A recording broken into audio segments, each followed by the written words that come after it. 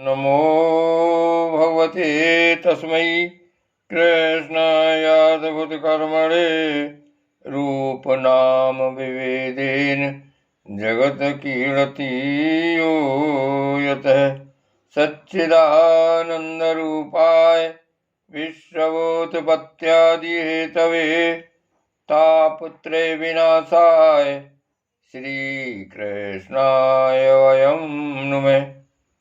श्रीमद्भागवत महापुराण नवम स्कंध अध्याय 10। भगवान श्री राम की लीलाओं का वर्णन। श्री सुखदेव जी कहते हैं, परीक्षित, खटवांग के पुत्र दीर्घबाहु और दीर्घबाहु के परम यशस्वी पुत्र रघु हुए। रघु के अज और अज के पुत्र महाराज दशरथ हुए। देवताओं की प्रार्थना से साक्षात परब्रह्म परमात्मा भगवान श्री हरि ही अपने अंशांश से 4 रूप धारण करके राजा दशरथ के पुत्र हुए। उनके नाम थे राम, लक्ष्मण, भरत और शत्रुघ्न। परीक्षित, सीतापति भगवान श्री राम का चरित्र तो तत्वदर्शी ऋषियों ने बहुत कुछ वर्णन किया है और तुमने अनेक बार उसे सुना भी है। भगवान श्री राम ने अपने पिता राजा दशरथ के सत्य की रक्षा के लिए राजपाट छोड़ दिया और वे वन वन में फिरते रहे। उनके चरण कमल इतने सुकुमार थे कि परम सुकुमारी श्री जानकी जी के कर कमलों का स्पर्श भी उनसे सहन नहीं होता था।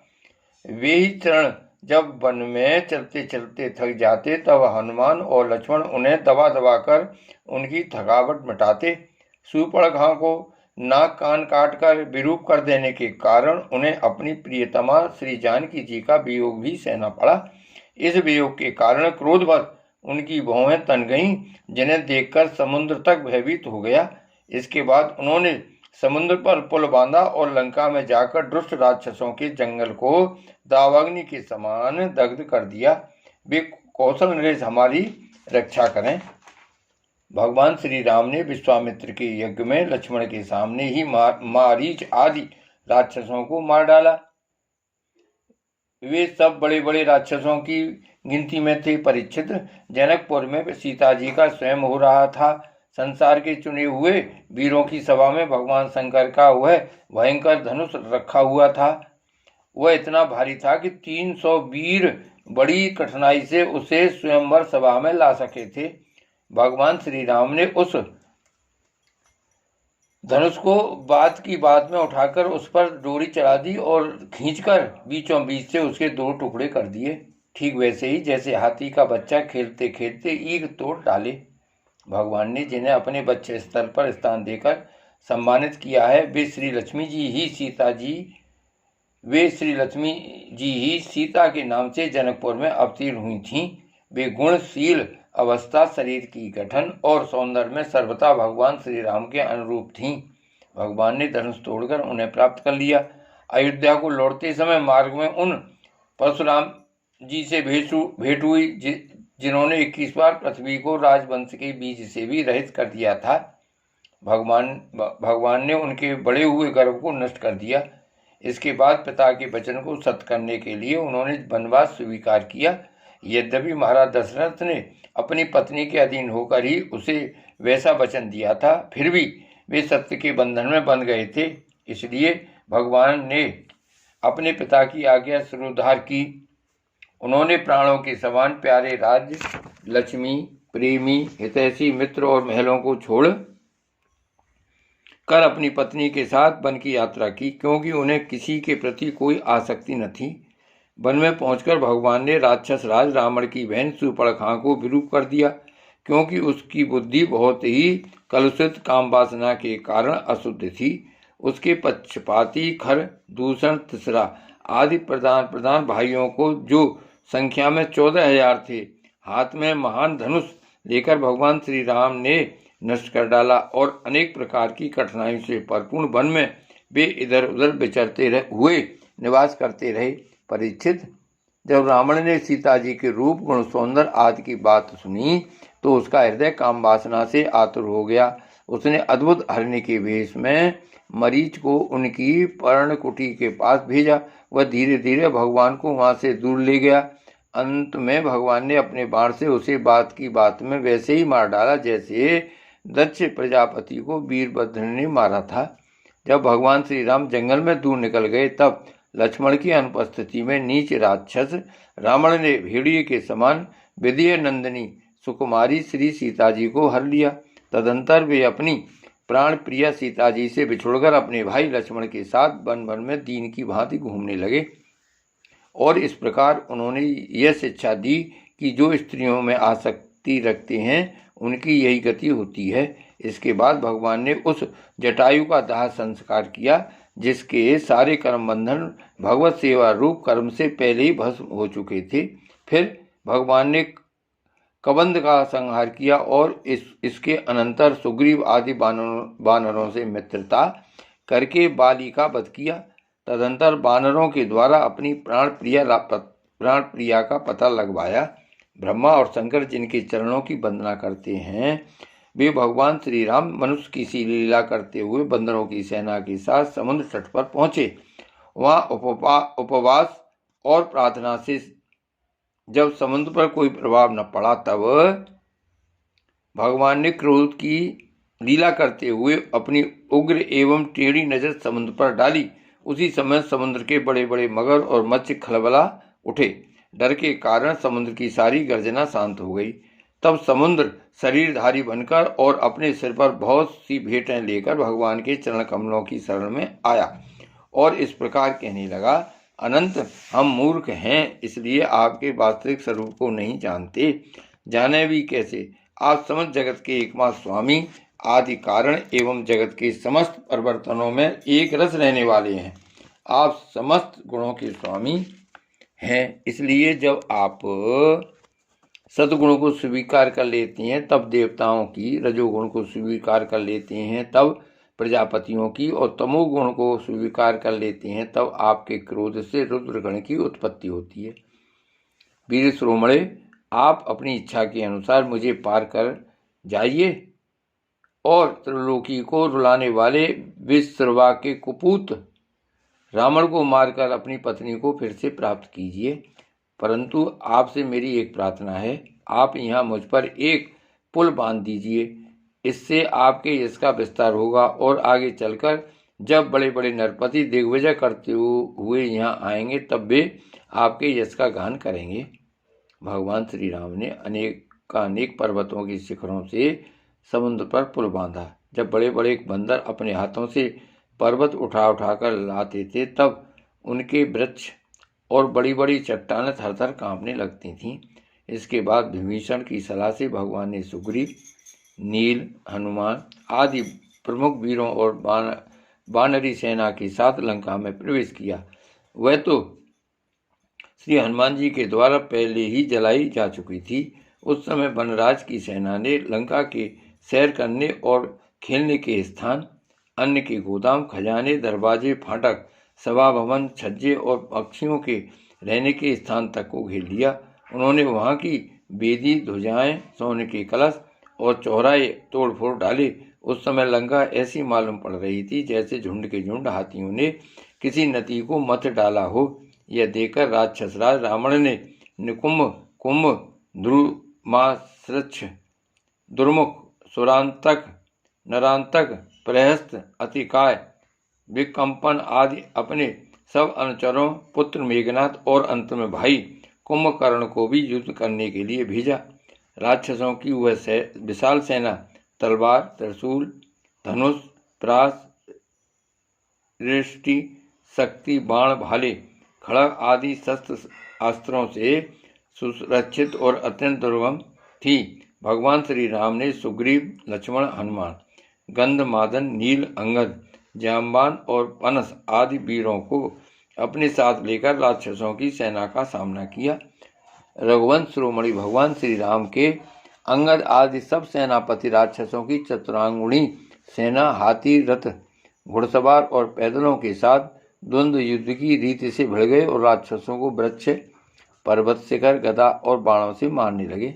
उनका मारा जाना तो स्वाभाविक ही था क्योंकि वे उसी रावण के अनुचर थे जिसका मंगल श्री सीता जी को स्पर्श करने के कारण पहले ही नष्ट हो चुका था। जब राक्षस राज रावण ने देखा कि मेरी सेना का तो नाश हुआ जा रहा है, तब वह क्रोध में भरकर पुष्पक विमान पर आरूढ़ हो गए भगवान श्री राम के सामने आया। उस समय इंद्र का सारथी मातिल बड़ा ही तेजस्वी दिव्य रथ लेकर आया और उस पर भगवान श्री राम जी विराजमान हुए।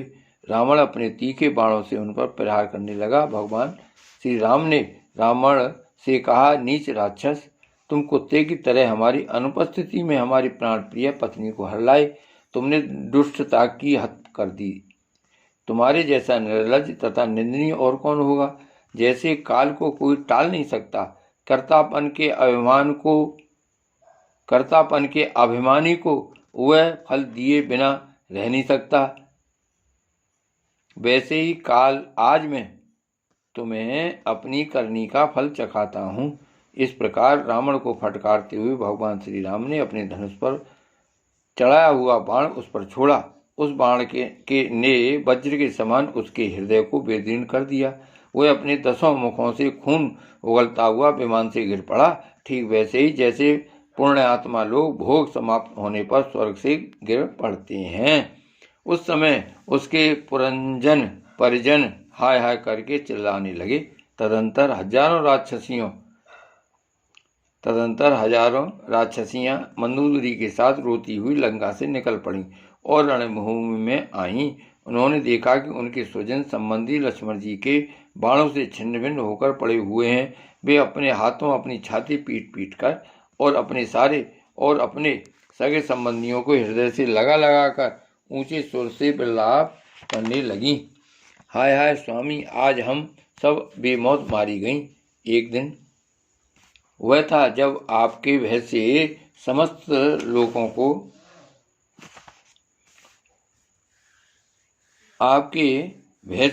लोकों में त्राहि त्राहि मच जाती थी। आज वह दिन आ पहुंचा कि आपके न रहने से हमारे शत्रु लंका की दुर्दशा कर रहे हैं और यह प्रश्न उठ रहा है कि अब लंका किसके अधीन रहेगी। आप सब प्रकार से संपन्न थे, किसी भी बात की कमी न थी, परंतु आप काम के बस हो गए और यह नहीं सोचा कि सीता जी कितनी तेजस्विनी हैं और उनका कितना प्रभाव है। आपकी यही भूल आपकी इस दुर्दशा का कारण बन गई। कभी आपके कामों से हम सब और समस्त राक्षस वंश आनंदित होता था और आज हम सब तथा यह सारी लंका नगरी विधवा हो गई। आपका वह शरीर जिसके लिए आपने सब कुछ कर डाला, आज गीधों का आहार बन रहा है और अपने आत्मा को आपने नरक का अधिकारी बना डाला। यह सब आपकी ही नासमझी और कामातुरता का फल है। श्री सुखदेव जी कहते हैं, परीक्षित, कौशलाधीश भगवान श्री रामचंद्र जी की आज्ञा से विभीषण ने अपने स्वजन संबंधियों का प्रतियज्ञ की विधि से शास्त्र के अनुसार अंत्येष्टि कर्म किया। इसके बाद भगवान श्री राम ने अशोक वाटिका के आश्रम में अशोक वृक्ष के नीचे बैठी हुई सीता जी को देखा। वे उन्हीं के विरह की व्याधि से पीड़ित एवं अत्यंत दुर्बल हो रही थीं। अपनी प्राण प्रिय अर्धांगिनी श्री सीता जी को अत्यंत दीन अवस्था में देखकर श्री राम का हृदय प्रेम और कृपा से भर आया। इधर भगवान का दर्शन पाकर सीता जी का हृदय प्रेम और आनंद से परिपूर्ण हो गया। उनका मुख कमल खिल उठा। भगवान ने विभीषण को राक्षसों का स्वामित्व, लंकापुरी का राज्य और एक कल्प की आयु दी और इसके बाद पहले सीता जी को विमान पर बैठाकर अपने दोनों भाई लक्ष्मण तथा सुग्रीव एवं सेवक हनुमान जी के साथ स्वयं भी विमान पर सवार हुए। इस प्रकार 14 वर्ष का व्रत पूरा हो जाने पर उन्होंने अपने नगर की यात्रा की। उस समय मार्ग में ब्रह्मा आदि लोकपालगण उन पर बड़े प्रेम से पुष्पों की वर्षा कर रहे थे।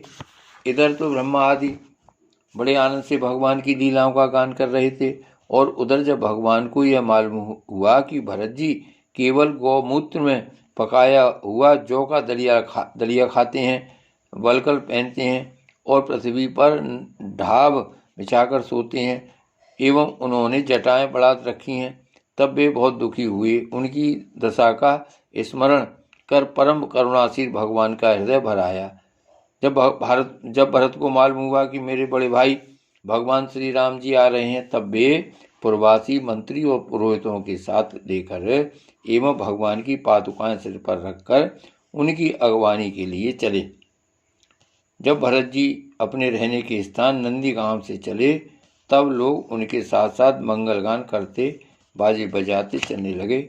वेदवादी ब्राह्मण बार बार वेद मंत्रों का उच्चारण करने लगे और उसकी ध्वनि चारों ओर गूंजने लगी।